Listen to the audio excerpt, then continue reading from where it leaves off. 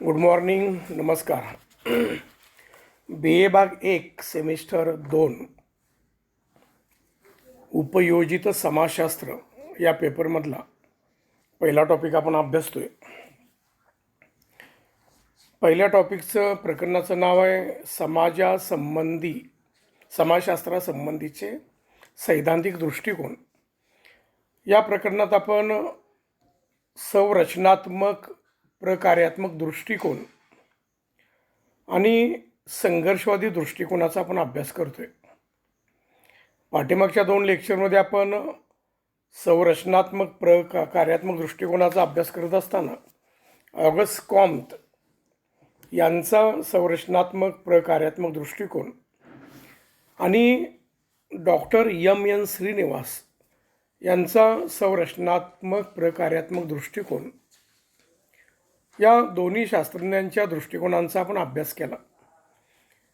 याच प्रकरणातील पुढचा मुद्दा आहे संघर्षवादी दृष्टिकोन. संघर्षवादी दृष्टिकोनातून समाज जीवनाचा अभ्यास करणारे जे अनेक विचारवंत आहेत, समाजशास्त्रज्ञ आहेत, त्यातील कार्ल मार्क्स आणि A.R. देसाई या 2 विचारवंतांचा, समाजशास्त्रज्ञांचा आपण या ठिकाणी संघर्षवादी दृष्टिकोन अभ्यासणार आहोत. त्यांनी समाज जीवनाकडे या दृष्टिकोनातून कसं पाहिलं, सामाजिक व्यवस्था, समाज किंवा समाजातील विविध घटक यांचा अभ्यास, संशोधन करण्यासाठी या दृष्टिकोनाचा कसा वापर केला त्याचा अभ्यास आपण या ठिकाणी करणार आहोत. समाजशास्त्रात असणाऱ्या अनेक दृष्टिकोनापैकी संघर्षवादी दृष्टिकोन हा देखील महत्त्वाचा दृष्टिकोन आहे. या दृष्टिकोनानुसार असं म्हटलं जातं की मानवी जीवनासाठी महत्त्वाची असणारी, मानवी जीवनासाठी उपयुक्त असणारी जी सामाजिक आंतरक्रियेची प्रक्रिया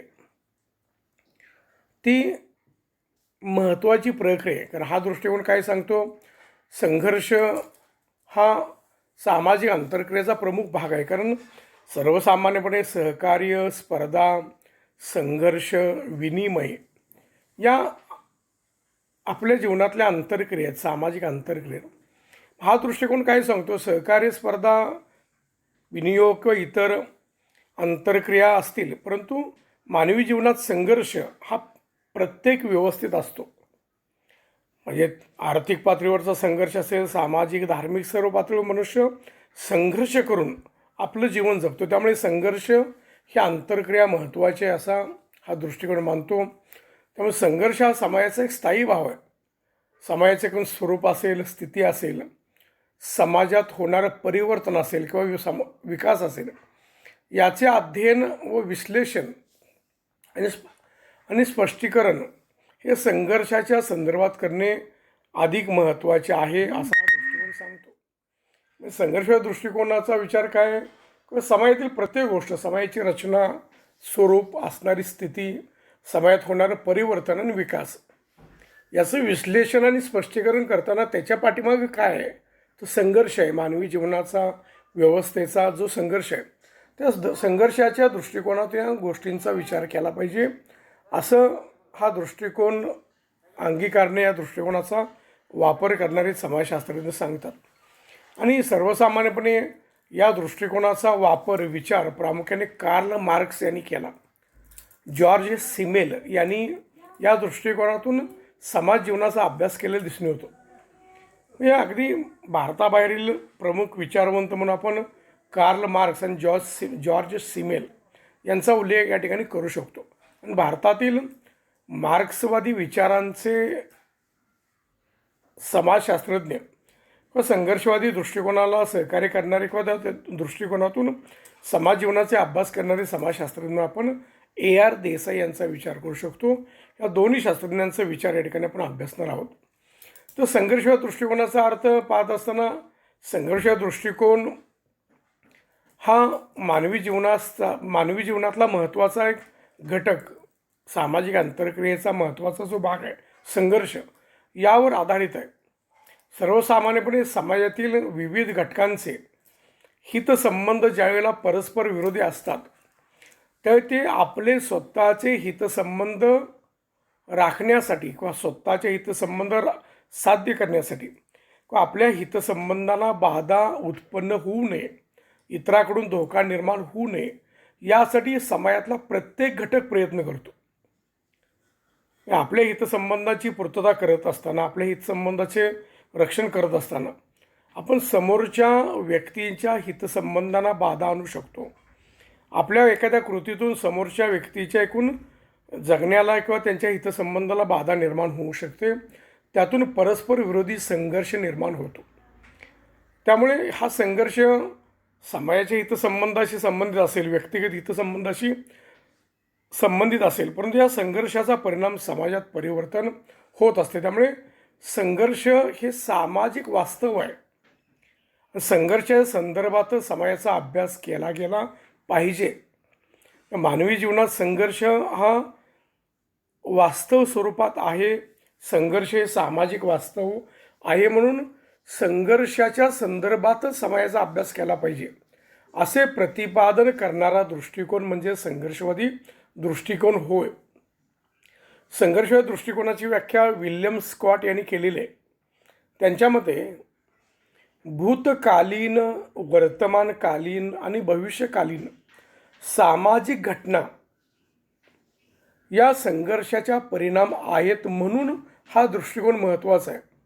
विल्यम स्कॉट यांनी सांगितलं की समाजात प्रत्येक गोष्ट, जगण्याचा संघर्ष असेल, आर्थिक बाबी, सामाजिक, कौटुंबिक सगळ्या बाबतीत मनुष्य स्वतःच्या हितसंबंधासाठी परिस्थिती असेल किंवा ज्या व्यवस्था आहेत त्या व्यवस्थेशी संघर्ष करतो. त्यामुळे त्यांच्या मते अगदी भूतकाळातील, वर्तमान काळातील, भविष्य काळातील जे होणाऱ्या निर्माण झालेल्या ज्या सामाजिक घटना आहेत, घडून येणाऱ्या सामाजिक घटना आणि घडणाऱ्या सामाजिक घटना या संघर्षाचा परिणाम आहेत, म्हणून हा दृष्टिकोन महत्त्वाचा आहे. म्हणून संघर्षवादी दृष्टिकोनाचा आपण कार्ल मार्क्स यांनी कसा आपल्या अभ्यास पद्धतीत वापर केला किंवा दृष्टिकोन कसा त्यांनी मांडला त्याचा अभ्यास या ठिकाणी आपण या प्रकरणात करणार आहोत. त्यामुळे संघर्षवादी दृष्टिकोनात आपण कार्ल मार्क्स आणि AR देसाई या दोन समाजशास्त्रज्ञांचे योगदान आपण अभ्यासणार आहोत.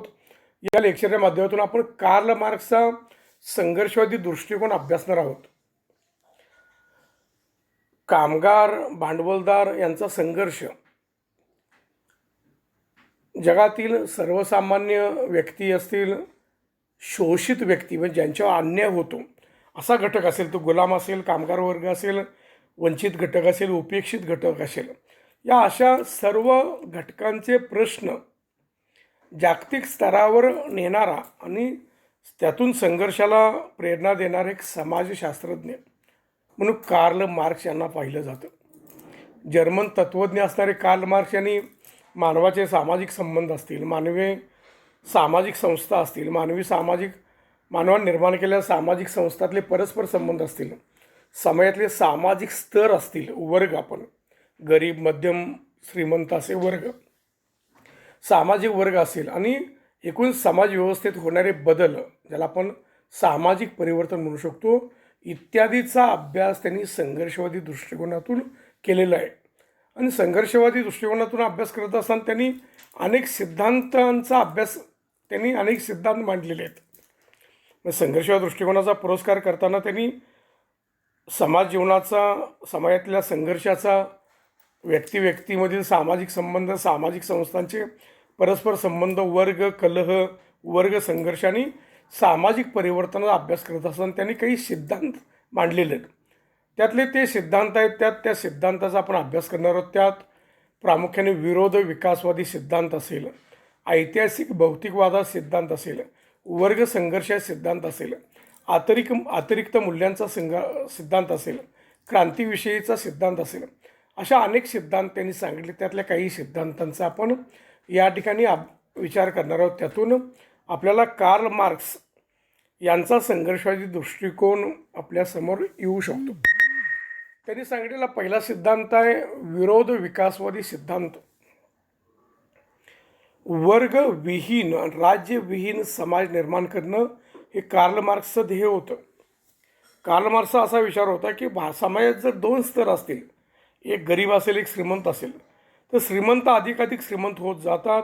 त्यांच्याकडे संपूर्ण समाजाच्या राजकीय, सामाजिक, आर्थिक, धार्मिक व्यवस्थेचा मालकी हक्क असतो. दुसरा जो गरीब वर्ग आहे तो शोषित वर्ग असतो, तो आपला श्रम देतो, मग श्रमावर त्याचा अधिकार नसतो, त्या मालकांचा अधिकार असतो. त्या श्रमाची किंमत मालक वर्ग, शोषित वर्ग करत नाही, शासित वर्ग करत नाही. त्यामुळे समाजात सामाजिक समता असावी.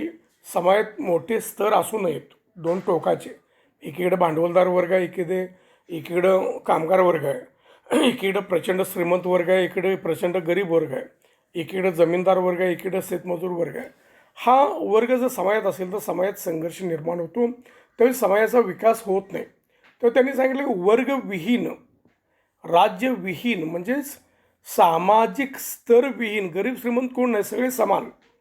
जमीनदार शेतमजूर कोण नाही, सगळी समान. भांडवलदार आणि कामगार कोण नाही, सगळी समान. अशी व्यवस्था निर्माण करणे मार्क्सचं ध्येय होतं. ते साध्य करण्यासाठी मार्क्सने संघर्षाचा पुरस्कार केलेला आहे. कारण तो म्हणतो की समाजात सतत संघर्ष सुरू असतो. त्या संघर्षाला त्यांनी वर्ग संघर्ष म्हटलेलं आहे. दोन स्तरात, गरीब श्रीमंत, भांडवलदार कामगार किंवा जमीनदार आणि शेतमजूर, हे दोन वर्ग आहेत, त्यांच्यातला वाद, संघर्ष, आपल्या अस्तित्वाची लढाई, याला त्यांनी वर्ग संघर्ष म्हटलेला आहे. आणि हा संघर्ष त्या खऱ्या अर्थाने समाजातील परिवर्तनाला चालना देतो, असं मत कार्ल मार्क्स मांडलेलं आहे. हे विचार मांडताना मार्क्सने जर्मन तत्त्वज्ञ हेगेल यांनी मांडलेला विरोधी विकासवादाचा स्वीकार केलेला आढळतो. तर मार्क्सने आपल्या अभ्यासातून विरोध विकासवादाचा विचार मांडताना बहुतेक पदार्थ म्हणजे भौतिक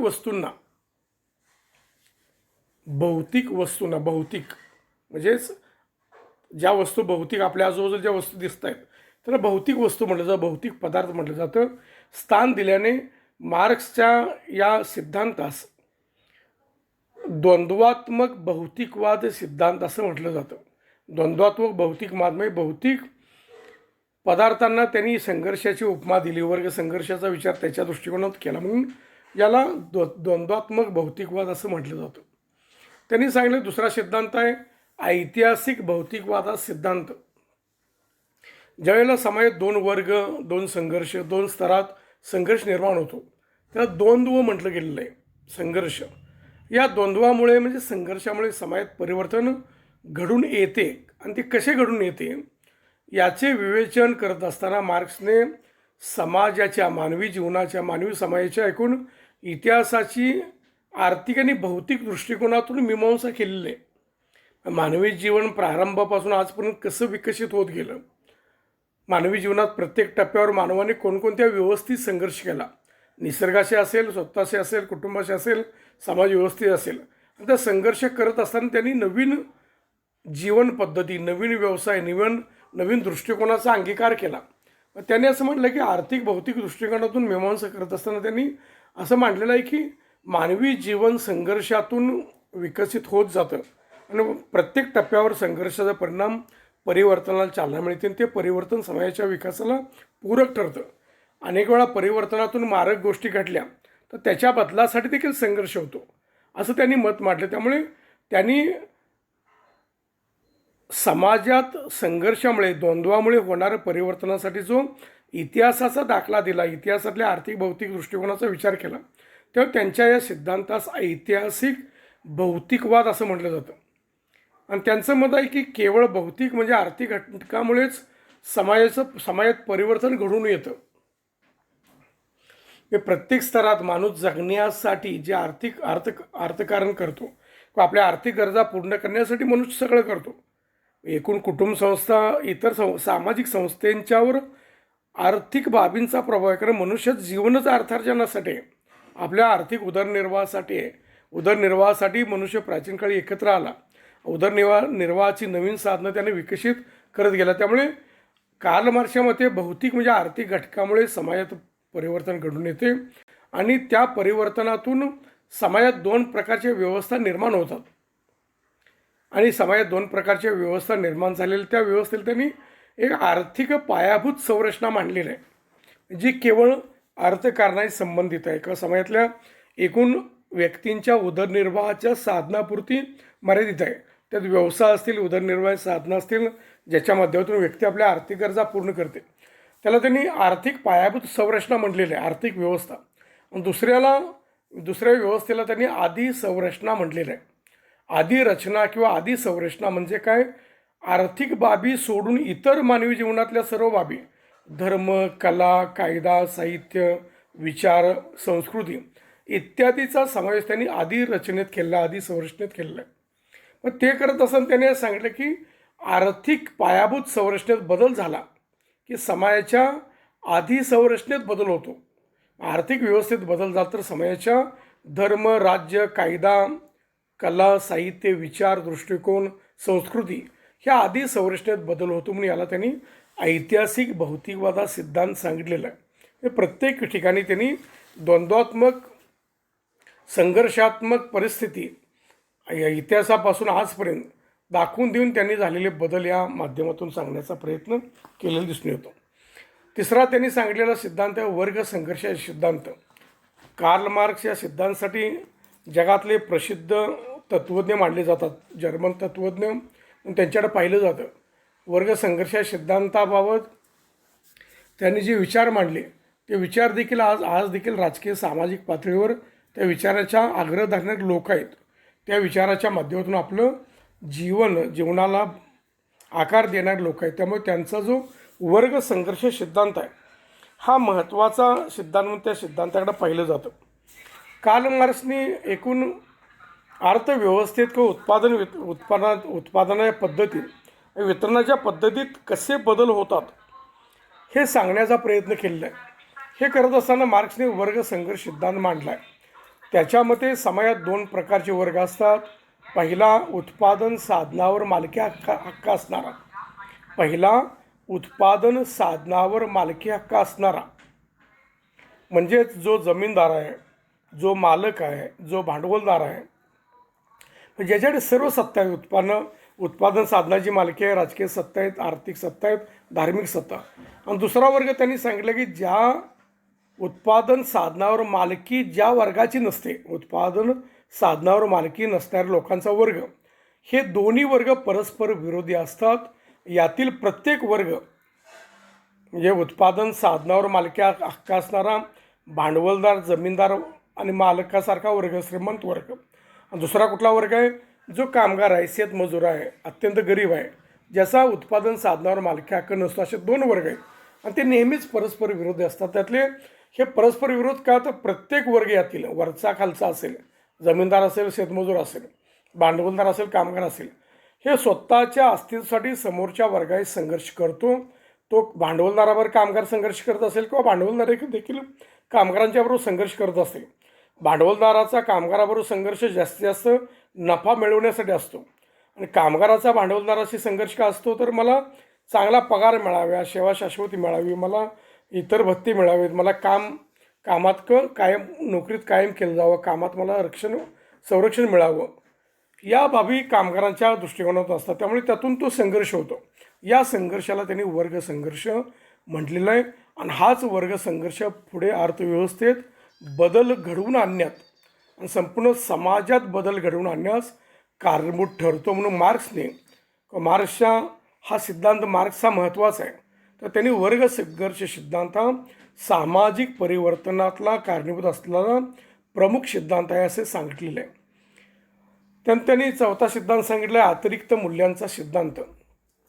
त्यात त्यांनी वर्ग संघर्षाच्या सिद्धांताचा आधार घेऊन त्यांनी सांगितले की प्रत्येक स्तर, प्रत्येक वर्ग आपल्या अस्तित्वासाठी, फायद्याचं अस्तित्व असेल किंवा नोकरीचं अस्तित्व असेल, यासाठी संघर्ष करतो.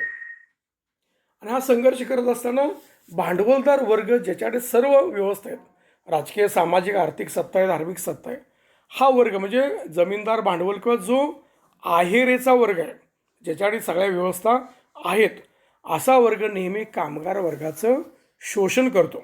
यासाठी त्यांनी मार्क्सने अतिरिक्त मूल्यांचा सिद्धांत सांगितलेला आहे.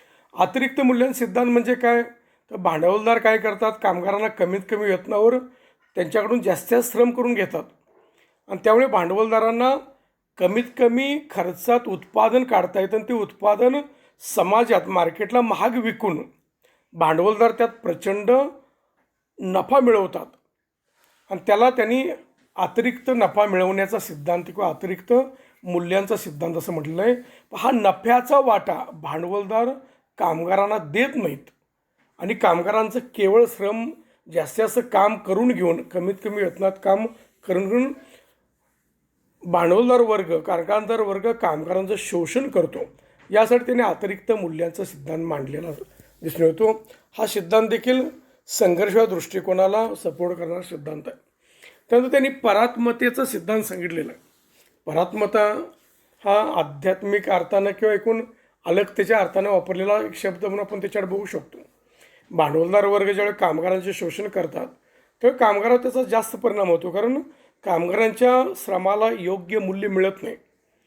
त्या बदल्यात कामगारांच्या माध्यमातून निर्माण झालेलं उत्पादन मालक भांडवलदार बाजारपेठेत मोठ्या दराने विकतात आणि प्रचंड नफा मिळवतात, व तो नफा कामगारांच्यापर्यंत पोचत नाही.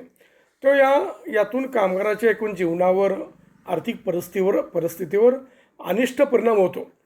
त्याला त्यांनी परात्मतेचा किंवा अलगतेचा सिद्धांत सांगितलेला आहे. अलगता का निर्माण होते, तर कामगार मानसिकदृष्ट्या खचून जातो, आर्थिकदृष्ट्या खचून जातो. स्वतः सहकारी कामगार किंवा संपूर्ण व्यवस्थेपासून तो अलग होण्याचा प्रयत्न करतो आणि त्याचा परिणाम एकूण त्याच्या मानसिक, भावनिक व सामाजिक जीवनावर होतो. म्हणजे कामगाराचं जीवन प्रश्नार्थ करण्यासाठी किंवा कामगार जीवनात समस्या निर्माण करण्यासाठी भांडवलदार कारणीभूत आहेत. त्यातून कामगार मग लिमिटेड जीवन जगतो, त्याच्या गरजा पूर्ण होत नाही, तो अलग राहतो, त्याच्या एकूण आर्थिक सामाजिक परिस्थिती बिकट होते. याला त्याने अलगतेचा किंवा परात्मतेचा सिद्धांत त्याच्याकडे बघितलेला आहे. आणि पुढला त्यांनी शेवटचा सिद्धांत सांगितलं की कामगार क्रांतीचा सिद्धांत किंवा पाचवं समाजयुद्ध युग. भांडवलशाही व्यवस्थेत भांडवलदार आणि कामगारांचा संघर्ष तीव्र होऊन कामगार एकत्रित येतात आणि भांडवलदाराच्या विरोधात प्रचंड मोठा संघर्ष निर्माण करतात. आणि त्याने अशा कालमार्ग सांगितले की ज्यावेळेला भांडवलदारी व्यवस्था कामगारांच्या संघर्षातून नष्ट होईल त्यातूनच खऱ्या अर्थाने कामगारांची क्रांती निर्माण होऊ शकेल आणि ही कामगार क्रांती पुढे हुकुमशाही व्यवस्थेला कारणीभूत ठरेल आणि समाजात पुढे केवळ कामगारांचा एक वर्ग असेल. समाजाच्या सर्व व्यवस्थेवर, जमीन असेल, सगळी सरकारी व्यवस्था असेल, खाजगी, त्यावर सगळ्या कामगारांचा अधिकार असेल. त्यातून एकच वर्ग निर्माण होणं म्हणजे वर्गविहीन समाजव्यवस्था निर्माण होणं असा विचार मार्क्सने मांडलेला आहे. आणि कामगार क्रांती जगात होत असते. पण त्यासाठी कामगारांच्या अन्याय होणं, कामगार संघटित होणं, संघटनितपणातून त्यांचा विचार एकत्रित होऊन त्यांनी एखादी क्रांतिकारक चळवळ निर्माण करणं, ती क्रांतिकारक चळवळ एकूण सत्ता उलटून टाकते. भांडवलदारांची सत्ता असेल, राजकीय सत्ता उलटून टाकते आणि समाजात सामाजिक समता प्रस्थापित करण्याचा प्रयत्न करते. त्यावेळेला एकच समान वर्ग असणारा वर्गविहीन समाजव्यवस्था निर्माण होते असा विचार मार्क्स कामगार क्रांतीच्या संदर्भात मांडतो. अशा प्रकारे मार्क्सने वर्ग संघर्षातून कामगार क्रांती घडेल आणि भांडवलदारीतून समाजवादी व्यवस्था निर्माण होईल. म्हणजे भांडवलदारी म्हणजेच एकाकडेच आर्थिक सत्ता देणारी व्यवस्था त्याला मान्य नव्हती. कामगार क्रांती, वर्ग संघर्ष, त्यातून भांडवलदारी व्यवस्था नष्ट होऊन समाजवादी म्हणजे समाजाचा मालकी हक्क मान्य करणारी, सर्वसामान्य व्यक्तींचा मालकी हक्क मान्य करणारी एक व्यवस्था निर्माण होईल असा सिद्धांत त्यांनी मांडलेला आहे. म्हणजे संघर्ष परिवर्तनाचे कारण आहे आणि मानवी जीवनात संघर्ष महत्त्वाचा आहे. म्हणून संघर्षवादी दृष्टिकोनातून समाजाचा अभ्यास, कामगार भांडवलदार वर्गाचा अभ्यास करणं, समाजातल्या सामाजिक वर्गांचा अभ्यास करणारा एक प्रमुख विचारवंत म्हणून आपण कार्ल मार्क्सचा या ठिकाणी अभ्यास केला. या लेक्चरच्या माध्यमातून आपण संघर्षवादी सिद्धांत आणि संघर्षवादी सिद्धांत मांडणाऱ्या दोन शास्त्रज्ञांपैकी कार्ल मार्क्स यांचा संघर्षवादी दृष्टिकोन आपण अभ्यासला. त्यांनी सांगलेली विरोध विकासवाद सिद्धांत असेल, ऐतिहासिक भौतिकवादा सिद्धांत असेल, वर्ग संघर्ष सिद्धांत असेल, अतिरिक्त मूल्यांचा सिद्धांत, परात्मतेचा सिद्धांत आणि कामगार क्रांती आणि पाचवे समाजवादी युग हा विचार या ठिकाणी आपण अभ्यासला. या ठिकाणी आपण हे लेक्चर थांबवण्यावर आहोत. थँक्यू. धन्यवाद.